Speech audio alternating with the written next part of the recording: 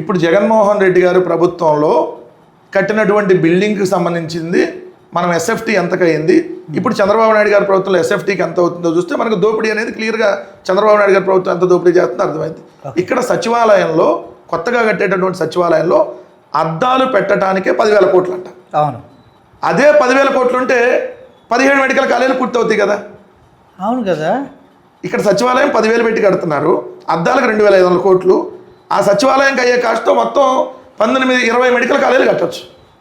ఒక్కొక్క medical college 500 కోట్లు. అవును, జగన్ గారు ఉన్నప్పుడు చూడండి కట్టిన దాంట్లో మెడికల్ కాలేజీకి సంబంధించి మొత్తంగా 13 లక్షల చదరపు అడుగులు, 8.5 లక్షల చదరపు అడుగుల్లో టీచింగ్ హాస్పిటల్, 2.5 లక్షల చదరపు అడుగుల విస్తీర్ణంలో మెడికల్ కాలేజీ, 2 లక్షల చదరపు అడుగుల విస్తీర్ణంలో హాస్టళ్ళు, సిబ్బంది వసతి, క్రీడా ప్రాంగణాలు, ల్యాబొరేటరీలు, డిజిటల్ లైబ్రరీ, ఇవన్నీ ఇంకో 2 లక్షల చదరపు అడుగుల్లో, మొత్తంగా ఎంత 13 లక్షల చదరపు అడుగుల్లో ఒక మెడికల్ కాలేజీని 500 కోట్లతో జగన్మోహన్ రెడ్డి గారు కట్టేశారు.